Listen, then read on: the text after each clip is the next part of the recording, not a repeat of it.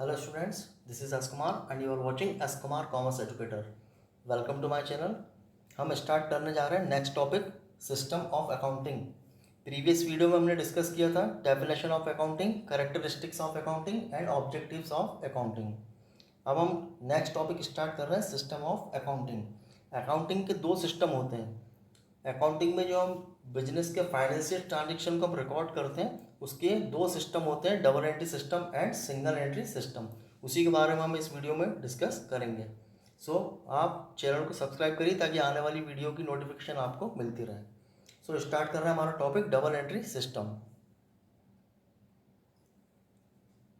Double entry system is the system of accounting which recognises and records both aspect debit and credit of a financial transaction। Double entry system वो system होता है accounting का जिसमें हम लोग क्या करते हैं, फाइनेंशियल ट्रांजेक्शन, बिजनेस के जो फाइनेंशियल ट्रांजेक्शन होते हैं, जो इकोनॉमिक एक्टिविटी से रिलेटेड ट्रांजेक्शन होते हैं, उनको हम बोलते हैं फाइनेंशियल ट्रांजेक्शन। बिजनेस के जो फाइनेंशियल ट्रांजेक्शन होते हैं उसको हम अकाउंटिंग की बुक में उसको हम रिकॉर्ड करते हैं। तो उसमें double entry system is the system of accounting which recognize and records both aspect debit and credit.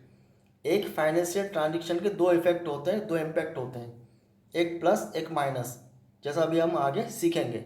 At the time of recording a transaction one aspect is recorded on the debit side and other aspect is recorded on the credit side. For example, when goods are purchased for cash, goods are acquired and in return cash is paid। Means जब हम कोई business transaction करते हैं तो उसके दो impact होते हैं, उसके दो प्रभाव पड़ते हैं, एक प्लस होता है और एक माइनस होता है। यहाँ पर एग्जांपल गिवन है कि when goods are purchased for cash, यदि हम गुड्स को परचेस करते हैं कैश, अगर हम गुड्स परचेस करते हैं कैश तो इसके दो इफेक्ट होंगे। एक तो गुड्स परचेस किया तो गुड्स प्लस होगा, और हमने कैश परचेस किया तो कैश हमारे पास से जाएगा तो कैश माइनस होगा। Goods are acquired and goods plus होगा and in return cash is paid, और उसके लिए हमको क्या देना पड़ेगा, कैश को हमको पेड करना पड़ेगा। मीन्स गुड्स प्लस होगा और कैश माइनस होगा। In this transaction two aspect are involve. इस ट्रांजेक्शन में क्या हुआ है कि टू एस्पेक्ट्स आर इन्वॉल्व, इसमें दो एस्पेक्ट हुए, दो प्रभाव पड़े हैं, दो पक्ष इसके इफेक्टेड हुए हैं, receiving goods and paying cash. जिसमें ना आपको बताया कि इसमें क्या हुआ है, इस ट्रांजेक्शन जो हमने परचेस गुड्स किया है कैसे कैश, तो उसमें दो इफेक्ट हुए हैं। कौन कौन से, एक तो रिसीविंग गुड्स, गुड्स प्लस हुआ है, एंड पेइंग कैश, और कैश माइनस हुआ है। Under the double entry system both these aspect are recorded. तो डबल एंट्री सिस्टम ऐसा सिस्टम है जिसके अंतर्गत क्या किया जाता है, both these aspect are recorded. इसमें दोनों अकाउंट को हमको क्या करते हैं, हम लोग इसको इसमें रिकॉर्ड मेंटेन उसका करते हैं। This system is based on the dual aspect concept and in universally applied in accounting. Means double entry system accounting का ऐसा सिस्टम है जिसको यूनिवर्सली अप्लाइड है, और इसमें क्या किया जाता है, डुअल एस्पेक्ट कॉन्सेप्ट के अवधारणा पर यह काम करता है। मीन्स इसमें जो भी बिजनेस ट्रांजेक्शन होता है, फाइनेंशियल ट्रांजेक्शन होता है, उसके दो एस्पेक्ट होते हैं, उसमें दो पक्ष इफेक्टेड होते हैं, जिसमें दोनों की एंट्री की जाती है, एक प्लस होता है, एक माइनस होता है, और एक डेबिट होता है और एक क्रेडिट होता है। इसलिए हम इसको बोलते हैं डबल एंट्री सिस्टम।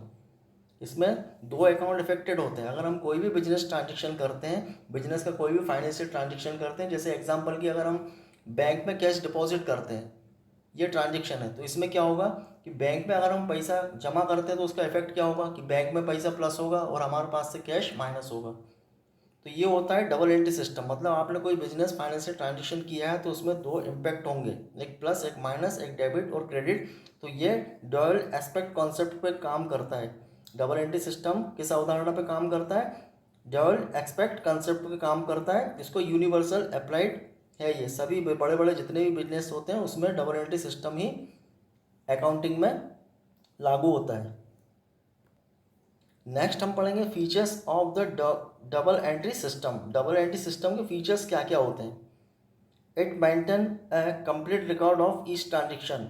इसमें प्रत्येक ट्रांजेक्शन का एक प्रॉपर रिकॉर्ड मेंटेन होता है। It maintain a complete record of each transaction. इसमें जो भी बिजनेस के फाइनेंशियल ट्रांजेक्शन होते हैं उसका क्या होता है, ईच ट्रांजेक्शन, सभी फाइनेंशियल ट्रांजेक्शन का एक कंप्लीट रिकॉर्ड मेंटेन होता है। Second, it recognize two fold aspect of every transaction, with the aspect of receiving value in and the aspect of giving value out। जैसा कि मैंने आपको प्रीवियसली बताया डेफिनेशन में कि इसमें दोनों पहलुओं पर ध्यान दिया जाता है। ये दोनों जो अकाउंट अफेक्टेड होते हैं उन दोनों के उस पर ध्यान दिया जाता है। रिसीविंग वैल्यू इन, जो वैल्यू इन होती है उस पर भी, and aspect of giving value out, और जो वैल्यू आउट होती है उसकी भी इसमें प्रॉपर रिकॉर्ड मेंटेन किया जाता है, इसलिए इसको डबल एंट्री सिस्टम कहते हैं। Next, in this system one aspect is debited and the other aspect is credited following the rules of debit and credit। इस सिस्टम के अंतर्गत वन एस्पेक्ट इज डेबिटेड, एक पक्ष को डेबिट किया जाता है, अदर पक्ष को हम क्या करते हैं, क्रेडिटेड करते हैं। The rules of debit and credit, इसमें जो रूल्स होते हैं डेबिट और क्रेडिट के अकाउंटिंग के जो रूल्स होते हैं उन रूल्स को फॉलो करके हम लोग क्या करते हैं, डबल एंट्री सिस्टम को मेंटेन करते हैं, जिसमें कि एक पक्ष को हम लोग क्या करते हैं, डेबिट करते हैं, और दूसरा जो पक्ष अफेक्टेड होता है, जो अकाउंट इफेक्ट होता है, उसको हम लोग क्या करते हैं, क्रेडिट करते हैं। This duality is the base of double entry records. Means double entry system का जो भी रिकॉर्ड होते हैं, जो रूल्स होते हैं, उसको हम लोग फॉलो करते हुए इसकी एंट्री हम करते हैं, और एक अकाउंट को हम डेबिट करते हैं और अनदर अकाउंट को हम लोग क्या करते हैं, क्रेडिट करते हैं। Next, since one aspect of a transaction is debited and the other is credited, the total of all debit is always equal to the total of all credits। ये हमेशा अकाउंट में रूल्स होता है कि जितना भी आपका डेबिट का टोटल आता है वो हमेशा क्रेडिट के टोटल के इक्वल होता है। Means since one aspect of transaction is debited and the other is credited, हम एक अकाउंट को डेबिट करते हैं और अनदर अकाउंट को, अदर अकाउंट को हम क्या करते हैं, क्रेडिट करते हैं। So the total of all debits is always equal to the total of all credit. इसलिए हमेशा क्या होता है, अकाउंट में जो रूल्स होता है, क्या रूल्स होता है कि जो भी डेबिट का टोटल होता है वो हमेशा क्रेडिट के टोटल के ऑलवेज इक्वल होता है। It help in establishing arithmetical accuracy bye preparing the trial balance. अभी आने वाले चैप्टर में हम पढ़ेंगे कि ट्रायल बैलेंस क्या होता है। तो जब ट्रायल बैलेंस बनाया जाता है तो उससे क्या होता है, अर्थमेटिकली एक्यूरेसी का पता लगता है कि हमने जो भी एंट्रीज करी है वो प्रॉपर हमने सही करी कि नहीं करी, क्योंकि ट्रायल बैलेंस में डेबिट और क्रेडिट दो कॉलम होते हैं। तो डेबिट का बैलेंस हम डेबिट में लिखते हैं और क्रेडिट का बैलेंस हम लोग क्रेडिट में लिखते हैं। तो अगर दोनों डेबिट इक्वल होता है क्रेडिट के, मीन्स आपने जितनी भी एंट्रीज करी हैं वो प्रॉपर सही करी है, तो उससे क्या होता है, अर्थमेटिकली एक्यूरेसी का पता लगता है। आने वाले चैप्टर में हम ट्रायल बैलेंस के बारे में पढ़ेंगे। सो आपको अभी इतना ध्यान रखना है कि जितनी भी डेबिट का जो टोटल आता है वो हमेशा क्या होता है, क्रेडिट के टोटल के इक्वल होता है। नेक्स्ट हम पढ़ेंगे stages of double entry system. इसके स्टेप्स कौन कौन सी होती है, स्टेज कौन कौन सी होती है डबल एंट्री सिस्टम की। So a complete system of double entry book keeping has following 3 stage. Double entry system के अकॉर्डिंग जब हम अकाउंट मेंटेन करते हैं, जो बुक कीपिंग हम करते हैं, तो उसमें 3 स्टेज यहाँ पर दी गई है। कौन कौन सी, recording the transaction in the journal. सबसे पहले हम जो जितने भी बिजनेस के इकोनॉमिकल फाइनेंशियल ट्रांजेक्शन होते हैं उसको हम सबसे पहले काय में लिखते हैं, जर्नल में पढ़ते हैं।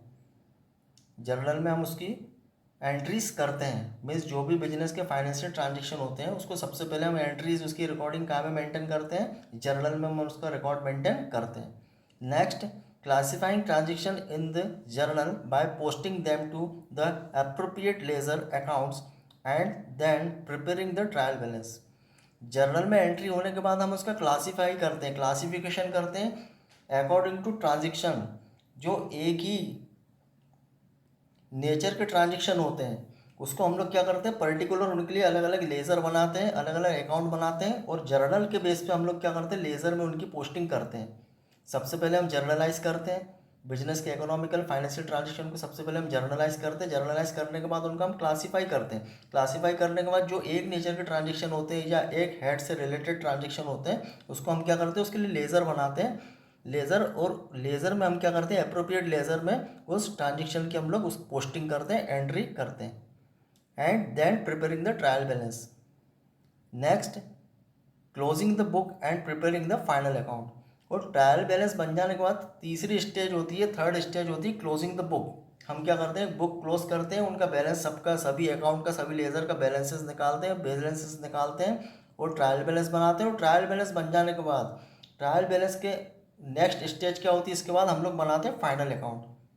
फाइनल अकाउंट में हम लोग दो अकाउंट बनते हैं और एक बैलेंस शीट बनती है। फाइनल अकाउंट में एक हम बनाते हैं ट्रेडिंग अकाउंट, उसके बाद हम बनाते हैं प्रॉफिट एंड लॉस अकाउंट, और उसके बाद हम बनाते हैं बैलेंस शीट। अभी आने वाले चैप्टर में हम इन सब के बारे में डिस्कस करेंगे कि जर्नल क्या होता है, उसकी पोस्टिंग हम लोग कैसे करते हैं लेज़र में, और पोस्टिंग करने के बाद हम लोग फाइनल अकाउंट कैसे बनाते हैं। फाइनल अकाउंट में दो अकाउंट बनते हैं, ट्रेडिंग अकाउंट, फिर बनता है प्रॉफिट एंड लॉस अकाउंट, और उसके बाद बनती है balance sheet. All these stages shall be discussed one by one in succeeding chapters। Means in सब के बारे में हम लोग आने वाले चैप्टर में डीप में और इसके बारे में हम डिस्कस करेंगे। जर्नल के बारे में भी डिस्कस करेंगे, लेज़र के बारे में भी डिस्कस करेंगे, ट्रायल बैलेंस कैसे बनता है ये भी डिस्कस करेंगे, और फाइनल अकाउंट कैसे बनते हैं इसके बारे में भी हम आने वाले चैप्टर में वन बाय वन डिस्कस करेंगे। नेक्स्ट हम पढ़ रहे हैं advantages of the double entry system. Double entry system के एडवांटेज क्या क्या होते हैं, उसके सिग्निफिकेंस क्या क्या होते हैं। The advantages of double entry system are, double entry system के कौन कौन से एडवांटेज होते हैं, जैसे मैं आपको बता रहा हूँ यहाँ पर। जैसे first, scientific system. Double entry system कैसा सिस्टम होता है, साइंटिफिक होता है। साइंटिफिक क्यों होता है कि जैसे मैंने आपको प्रीवियस बताया कि इसमें दोनों जो इफेक्ट होते हैं, दोनों एस्पेक्ट को जो इफेक्ट होते हैं उसमें हम एक ट्रांजेक्शन को डेबिट करते हैं और एक को हम क्रेडिट करते हैं। जो ट्रांजेक्शन होता है उसमें जो एस्पेक्ट होते हैं उसको हम क्या करते हैं, एक को डेबिट करते हैं और एक को क्रेडिट करते हैं, और ये हमेशा इक्वल होता है। डेबिट अमाउंट हमेशा क्रेडिट अमाउंट से इक्वल होता है। तो ये साइंटिफिक क्या होता है इससे सिस्टम, ये होता है कि हमारे में गलती नहीं होती। जो हमने रिकॉर्डिंग मेंटेन करी है, अकाउंटिंग में जो हमने रिकॉर्ड प्रॉपर मेंटेन करें तो उससे गलती नहीं होती। अगर ये मिसमैच होता है तो हमको पता लग जाता है कि कहीं ना कहीं हमने कोई मिस्टेक करी है। इसलिए हम लोग इसको क्या बोलते हैं, साइंटिफिक सिस्टम बोलते हैं। Next, complete record of transaction. इसमें बिजनेस के जो भी फाइनेंशियल ट्रांजेक्शन होते हैं उसका कंप्लीट रिकॉर्ड होता है। कौन सा प्लस हुआ, क्या माइनस हुआ, कौन सा अकाउंट डेबिट हुआ और कौन सा अकाउंट क्रेडिट हुआ। तो इसमें क्या होता है, कंप्लीट रिकॉर्ड ऑफ ट्रांजेक्शन। किसी भी बिजनेस है फाइनेंशियल ट्रांजेक्शन का इसमें प्रॉपर और कंप्लीट रिकॉर्ड मेंटेन होता है। Next, arithmetical accuracy of accounts is insured. इसमें अर्थमेटिकली एक्यूरेसी का पता लगता है। मीन्स अगर हमने कोई मिस्टेक करी, जैसे अभी मैंने आपको बताया कि डेबिट अमाउंट हमेशा क्रेडिट के इक्वल होता है, तो हम ट्रायल बैलेंस बनाते हैं। ट्रायल बैलेंस बनाने से पता लग जाता है कि हमारा डेबिट का जो टोटल आ रहा है वो क्रेडिट के इक्वल आ रहा है कि नहीं आ रहा है। उससे ये पता लग जाता है कि हमने प्रीवियस एंट्रीज में कोई गलती तो नहीं करी। तो इससे क्या होता है, डबल एंट्री सिस्टम से अर्थमेटिकल एक्यूरेसी का पता चलता है, और हम इंश्योर हो जाते हैं कि अगर दोनों डेबिट अमाउंट क्रेडिट के बराबर आ रहा है, मतलब हमारी जो प्रीवियस एंट्रीज है वो हमने सब जो लेज़र बनाया उनका जो बैलेंसेस निकाला वो सब कैसा है, सही है, अगर दोनों टोटल इक्वल होते हैं तो। नेक्स्ट नेक्स्ट है डिटरमाइनिंग प्रॉफिट और लॉस। बिजनेस का प्रॉफिट हो रहा है कि लॉस हो रहा है, जब हम फाइनल अकाउंट बनाते हैं। पूरी अकाउंटिंग पूरे ईयरली हम लोग अकाउंट मेंटेन करते हैं, और अकाउंट मेंटेन करने के बाद एंड ऑफ द ईयर जब हम फाइनल अकाउंट बनाते हैं, जिसमें कि हम लोग ट्रेडिंग अकाउंट बनाते हैं और प्रॉफिट एंड लॉस अकाउंट बनाते हैं, तो प्रॉफिट एंड लॉस अकाउंट से हमें पता लगता है कि बिजनेस में प्रॉफिट हो रहा है कि लॉस हो रहा है। सो डिटरमाइनिंग प्रॉफिट और लॉस, प्रॉफिट अर्न और loss incurred during a period can be determined by preparing profit and loss account. So double entry system जब हम मेंटेन करते हैं तो एंड ऑफ द ईयर जब हम अकाउंट बनाते हैं फाइनल अकाउंट, तो उससे बिजनेस की पोजीशन पता लगती है कि प्रॉफिट हो रहा है कि लॉस हो रहा है। असाइडनिंग फाइनेंशियल पोजीशन, और बिजनेस की फाइनेंशियल पोजीशन का भी पता लगता है। Financial position of the firm और the institution can be ascertained at the end of each period by preparing the balance sheet. Final account में हम ट्रेडिंग अकाउंट बनाते हैं और प्रॉफिट एंड लॉस अकाउंट बनाते हैं। प्रॉफिट एंड लॉस अकाउंट से profit और लॉस के बारे में पता लगता है। उसके बाद नेक्स्ट हम बनाते हैं बैलेंस शीट। तो बैलेंस शीट से क्या पता लगता है, बिजनेस की फाइनेंशियल पोजीशन की जानकारी मिलती है। तो ये सब हम लोग पढ़ रहे थे advantages of double entry system. ये डबल एंट्री सिस्टम के एडवांटेजेस सिग्निफिकेंस है। आपको इसमें कोई भी डाउट लगता है आप कमेंट सेक्शन में पूछ सकते हैं। नेक्स्ट वीडियो के लिए चैनल को सब्सक्राइब करिए ताकि आने वाले वीडियोस की नोटिफिकेशन आपको मिलती रहे। कोई भी डाउट लगे आप कमेंट करके पूछ सकते हैं। Thanks for watching.